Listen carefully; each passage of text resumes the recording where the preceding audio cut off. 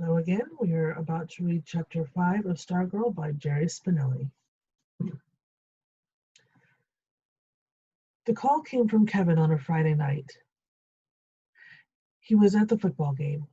Quick, hurry, drop whatever you're doing, now! Kevin was one of the few who went to games. The school kept threatening to drop football because of low attendance. They said ticket receipts were barely enough to pay for electricity to light the field. But Kevin was screaming on the phone. I jumped in the family pickup and raced to the stadium.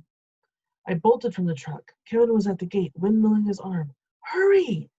I threw the $2 admission at the ticket window and we raced for the field. See better up here, he said, yanking me to the stands. It was halftime. The band was on the field, all 14 of them.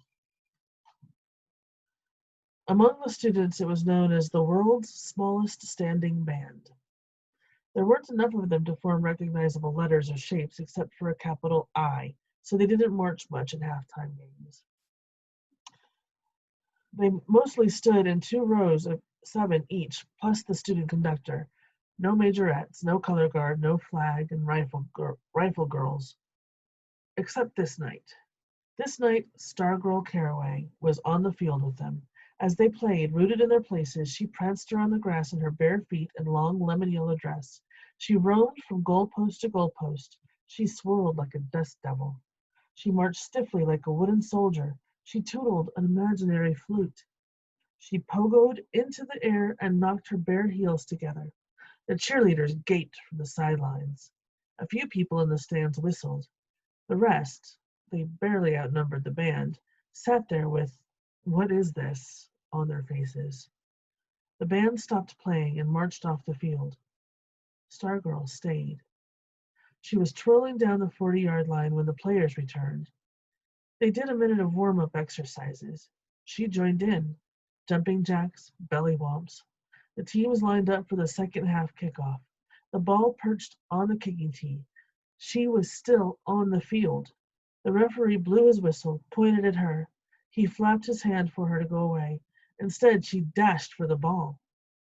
She plucked it off the tee and danced with it, spinning and hugging it and hoisting it into the air. The players looked at their coaches. The coaches looked at the officials. The officials blew their whistles and began converging on her.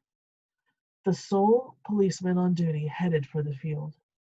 She punted the ball over the visiting team's bench and ran from the field and out of the stadium. Everyone cheered. The spectators, the cheerleaders, the band, the players, the officials, the parents running the hot dog stand, the policemen, me. We whistled and stomped our feet on the aluminum bleachers. The cheerleaders stared up in delighted surprise. For the first time, they were hearing something come back from the stands. They did cartwheels and backflips and even a 3-tier pyramid. Old-timers, or as old as timers got in a city as young as Micah, said they had never heard such a racket. For the next home game, more than 1,000 people showed up. Everyone but Wayne Parr and Hillary Kimball. There was a line at the ticket window. The refreshment stand ran out of hot dogs. A second policeman was called in. The cheerleaders were in their glory. They screamed up at the bleachers, "Give me an E!" The bleachers screamed back, "E!" We were the electrons, in honor of the town's electronics heritage. The cheerleaders ran through all their routines before the first quarter was over. The band was loud and peppy. The football team even scored a touchdown. In the stands, heads kept swinging to the edges of the field, to the entrance, to the street lamp lighted darkness behind the stadium. The sense of expectation grew as the first half came to a close. The band marched smartly onto the field. Even they were looking around. The musicians did their program. They even formed a small, lopsided circle. They seemed to linger on the field, drawing out their notes, waiting. Finally, reluctantly, they marched to the sideline. The players returned. They kept glancing around as they did their warm-ups. When the referee turned his arm and blew his whistle for the second half to begin, a sense of disappointment fell over the stadium.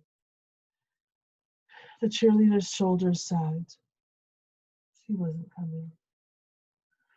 On the following Monday, we got a shock in the lunchroom. Bleached blonde and beautiful, Mallory Stillwell, captain of the cheerleaders, was sitting with Stargirl. She sat with her, ate with her, talked with her, walked out with her. By sixth period, the whole school knew Stargirl had been invited to become a cheerleader, and had said yes. People in Phoenix must have heard us buzzing. Would she wear the usual skirt and sweater like everyone else? Would she do the usual cheers? Did all the cheerleaders want this, or just the captain's idea? Were they jealous? Cheerleading practice drew a crowd. At least 100 of us stood by the parking lot that day, watching her learn the cheers, watching her jump around in her long pioneer dress. She spent 2 weeks practicing. Halfway through the second week, she wore her uniform, green-trimmed white V-neck cotton sweater, short green and white pleated skirt. She looked just like the rest of them. Still, to us, she was not truly a cheerleader, but Stargirl dressed like one. She continued to strum her ukulele and sing happy birthday to people. She still wore long skirts on non-game days and made a home of her school's desks. When Halloween arrived, everyone in her homeroom found a candy pumpkin on his or her desk. No one had to ask who did it. By then, most of us had decided we liked having her around. We found ourselves looking forward to coming to school, to seeing what bizarre antics she'd be up to. She gave us something to talk about. She was entertaining. At the same time, we held back because she was different. Different. We had no one to compare her to, no one to measure her against. She was unknown territory. We were afraid to get too close. Also, I think we were all waiting to see the outcome of an event that loomed larger and larger with every passing day. The next birthday coming up was Hillary Kimball's.